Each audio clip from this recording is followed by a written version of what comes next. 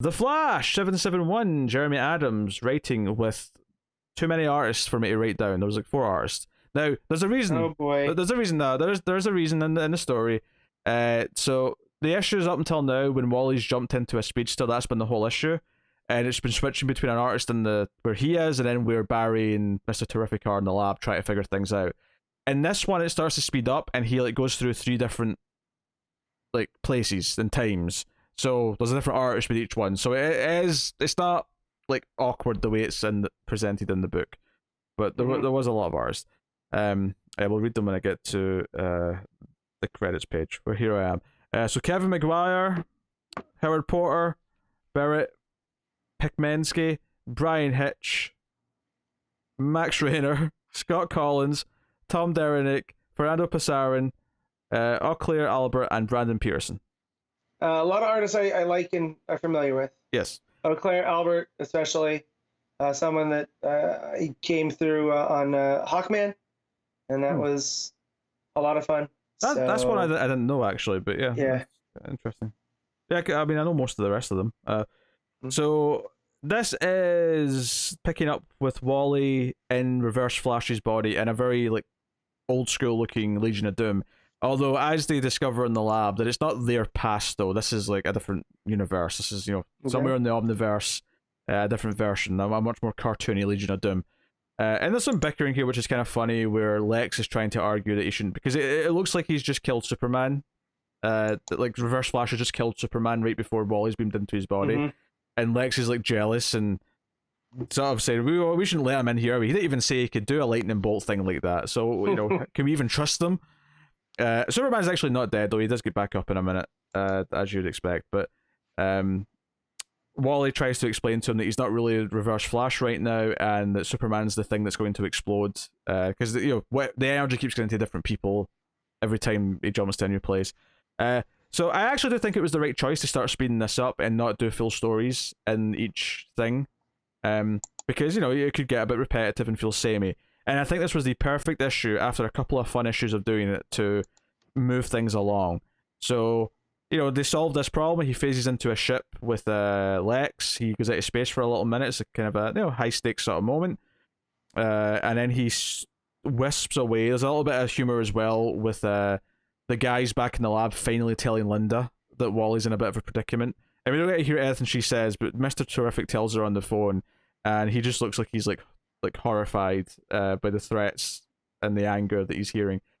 But yeah, we sort of jump through like a couple of quick sort of like he's in the Old West at one point. Then he skips ahead to like a Titans Academy style thing where he's like a young Wally, and then he's like a Liberty Bell and a JSA style thing, and then he's like full on the Flash. It still goes through a couple of these. So this is why there's a lot of arts, because there's a few one-pagers here in the middle where it's doing very different things. And Barry back in the lab basically figures out that the reason why it's not ended yet is because the Speed Force is doing this over and over because it's trying to get rid of something else that's causing it damage. It's basically trying to hack up some bad food, as Oliver puts it. And it's like, okay, all right, so we have a bit more of a goal. But this is when things get interesting, right? So here's the thing. The end of this issue, understandably, is going to make a lot of people be a little upset, right? And we kind of knew it was coming because of the cover of the next issue. But the scene that leads us there is that Wally ends up in his son's body in the future. He ends up in Jay's body in about, I don't know if to give a... It says a little later, yeah. So he's an adult. He's about 25, 30, something like that. I don't know. Whatever. Right? And he's sitting there at a coffee table with Irie, who's also an adult. And Irie says, hey, Dad. Like, she knew he was coming because, as she points out, you've told us this story growing up, like, multiple times. Like, we knew you were arriving here today. And she says, look, it's all right. Don't worry. You're going to figure it out soon. Blah blah blah. But there's a lot of cool fun. Obviously, he hugs her. He's like, "Oh my god, my daughter's like grown and beautiful and a woman," and blah blah blah. And then he notices she's wearing a wedding ring, and he freaks out a little bit about it. And he's like, "Oh, oops, I was meant to take that off." But yes, I'm married. You kind of hate him but I'm married. I'm not saying any more than that. And then he sort of looks down at his own hand and he's like, wait, what about Jay? Is he married? And she says, he'll laugh when I tell him you asked that. But he's dating a time traveler. I think you met her. She's giving you an ulcer. So it's sounding like she's talking about the Booster character from earlier in the run, Right. which is a neat little joke. But it's this neat thing, having this heart to heart, and she's talking about how he's taught her so much and that he's a great dad and all the rest of it. But then obviously this arc started with him saying he was retiring. He's not going to be a hero anymore. He's given it up, and we kind of all expected that at the end of the arc it's going to be him learning or realizing that he's not going to make that choice. And when he says like, "Oh, I guess it's good that I retired and I could be there as a dad," she spits out her drink and just starts laughing because it's just the most ridiculous notion. It's like, no, you didn't retire from anything. Like, we learn from you to be a hero because you are the Flash and you were never going to stop doing that. And then she puts on her outfit. She's got her own superhero outfit. We don't hear if she's got a name specifically, or if she just goes by the Flash. But it's a yellow, black, and red outfit with the long ginger hair coming at the top. It's an okay design. She's got like a sort of jacket that's reminiscent of like a black canary, I guess, on top of the outfit. I'm trying to think if Jesse Quick wore something similar. For whatever reason, or maybe XS did. Yeah, maybe. It's clearly a combination of like other speedster colors and designs and whatever. But he's like kind of shocked that she's a hero, and then he looks under his shirt and notices that Jay's got a costume on too, and he's kind of he's weirded out a little bit, and says, "Look, no, you taught us how to be heroes. You taught us how to be good people. You're the Flash," and she takes him into space basically to sort of run into like space or the Speed Force or whatever, and shows like the sun with a lightning bolt going through it, and it's this big sort of like dramatic moment. It's like, see, Dad, the Flash family has done all right for themselves, like because he says, "What is that?" and she says, "You'll find out." So it looks like a planet or a sun with a lightning bolt going around it, like it's a Flash planet, which is a really weird idea, but. So that's teasing something for later in the run, perhaps, that is going to come into creation through the story that's probably coming. But she then says, "Look, you're about to leave," and he's upset by that because he wants to like keep catching up and like talking to his daughter. And she's like, "No, don't worry. Like we got our whole lives ahead of us. I'm going to be raised by you. Like it's fine. I'll see you in the future. But this next part's going to be really hard. But don't worry, you're going to get through it, and it's going to be okay." And then when he jumps again, the final page is him. He's at Sanctuary. It's it's the moment. We're going to be dealing with him, dealing with what he did in Heroes in Crisis, which before you make a noise and before everyone freaks out, like, I don't like dealing with this either. But as much as I would like them just to sweep it under the rug and pretend it never happened, the point of this story was clearly always going to be how he gets over this so he can just be Wally West again. Obviously, this is what was going to happen. Look, I'm not thrilled about spending a story talking about Sanctuary or acknowledging its existence, but I think the intent of this arc and everything it's been doing for these past few issues, well, they've not been like amazing. I think they're all solid enough in like progressing the character and having some fun comic beats and stuff. Like, I'm not worried. Like, I don't expect I'm going to love a lot of what the next issue does. Maybe it'll surprise me, but like the scene that took place before he jumps to Sanctuary was so good and such a cool little tease of not only just because it's like, oh, the future and it's his kid, but more specifically because we spent a long time wanting the kids to come back, but the idea that no, they're not just back, they're going to stick around, they're going to have a future, they're going to be heroes in the future, they're going to be this, they're going to be that, and he's going to be the Flash. Of course he's the Flash. So my counter to that is, there's no, as of right now, unless this is, but why backdoor something that undoes Heroes in Crisis, right? Like, we know Williamson has Roy around from Infinite Frontier, so that didn't stick. It doesn't seem like any of the Booster stuff is sticking, or any of the Harley and Ivy. Well, I don't. Right? Why are you assuming they're going to backdoor undo it? Because it hasn't had any lasting effect on anything. Sure, right? but I don't think the point of this is. I mean, maybe it will undo it. Maybe I'm wrong, but And that's why I'm but- wondering if this is the event that leads to Roy, and you know what I mean? Oh, Because I mean, yeah, maybe they'll do that. But I think the important part here is less about the physical undoing of it and erasing it, and more about just him dealing with the trauma of what he did and sort of like being able to forgive himself. I think that's more the point of this. I think is the character being able to move on past it. And as long as he actually does move on past it, and we can forget about it after this arc, I'm okay with that. But some stuff I'm okay with just sweeping under a rug. I would have preferred that too. I would have happily forgotten. Same with Dick Grayson's Right. Rick Grayson period. I would have happily just forgotten that existed. Which we'll get to, but I feel like there's an adept way of handling it, and Tom Taylor is handling it because it's Tom Taylor, right? Like, yeah. This, though, having not read any of it, it feels like this writer went, "Oh, I'm gonna fix it," and it's kind of like, I've seen enough of the Flash TV show to know that when you try to fix things, sometimes you just make it worse. Don't bring that TV show into this. I don't. And I just, and it's frustrating because of how bad Heroes in Crisis let me down. Speaking of Tom King letdowns and what it did to Wally, and just for no reason, like. I think this is a noble enough effort.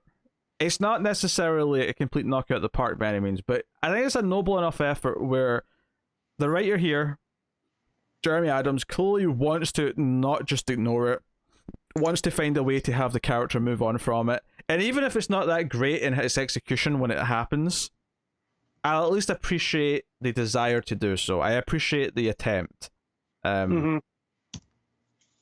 The only caveat I have here, because I'm having a decent enough time with this arc, I was kind of expecting to read issue 1 of this or whatever the first issue was, and be done, and I wasn't. Right. I saw enough potential, and I've liked enough of the last 2 or 3 issues quite a bit that I'm sticking with it, even though it's not perfect.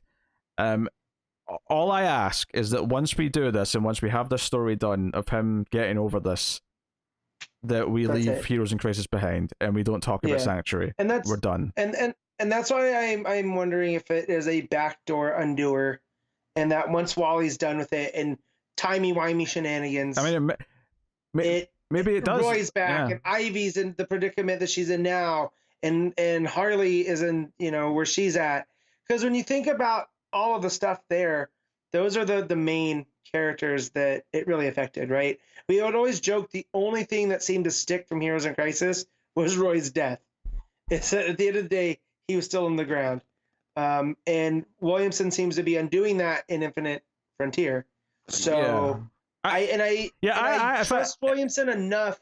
If I was to put a guess on it, I wouldn't say that any of these things being undone is going to be due with this Flash book. It's going to be more. It's more to do with the fact that we had the end of Death Metal and we're doing Infinite Frontier. I think those are the things that are affecting that. So I looked up Jeremy Adams, and apparently he's a longtime Wally West fan. He's like us. He grew up. So I am wondering if this is him just going, like, as a Wally West fan, the way that King dealt with the trauma isn't the way Wally would have dealt with it. And this is how I can do this. And that's hopeful. But personally, I just like to forget about it. And then when it gets brought up, I get grouchy. Which is why I prefaced it, because I said, I know you were going to make a noise. I knew you were going to react when I said what the last page was. And I think it was always going to go there at the end of this. It was always going to get to that point so it could do whatever it's going to do with the character to try and get him past it. As long as it's not doing the future state by turning him into a homicidal maniac horseman of the apocalypse, I guess that's better than anything, right? No, it doesn't seem to be doing that, no. So, I mean, the art, of course, is all over the place because it's like so many artists. I'm still not in love with the art in the lab. With Oliver and Barry and all that, but it's hard not to really like parts of this issue. It's hard not to like the first part's fun with the Legion of Doom, him jumping through.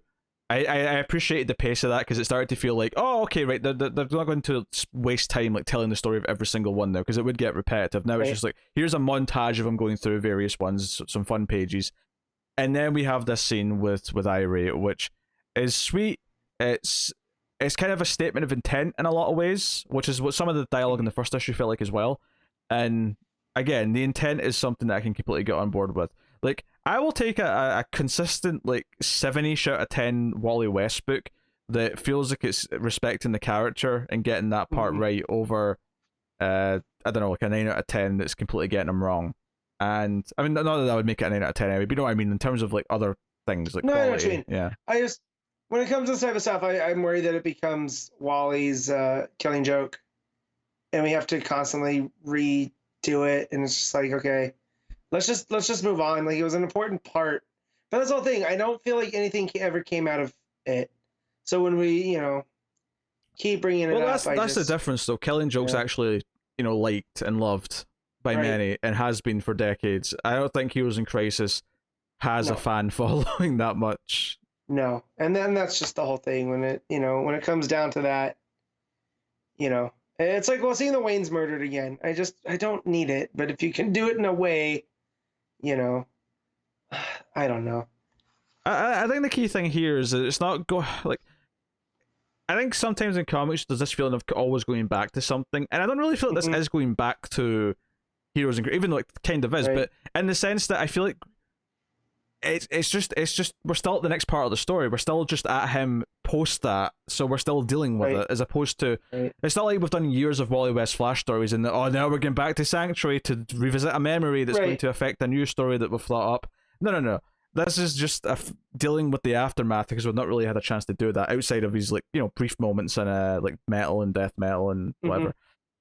Which did have some wrap up to it, don't get me wrong, but I think this is this is the Wally West solo book that's going to address it, and hopefully, and the fact, I mean, I do like that it's framing it around the idea of him choosing ultimately to still be the Flash, and that should hopefully be uplifting. So if that can be pulled off halfway decent, then I'm going to come out of this feeling fairly positive about it. At the end of the day, I should just stop complaining that at least there's a Wally West book right now, despite me not reading it. So, and it seems like the writer has, really cares for Wally West as a character. Yeah. And plus Jay Garrick got to punch Hitler in the face like a couple of issues ago. I'm always here for that. So, there's, it's not gold by any means. It's not like the best crafted comic. It's a little bit messy in places with how much is stuffed in.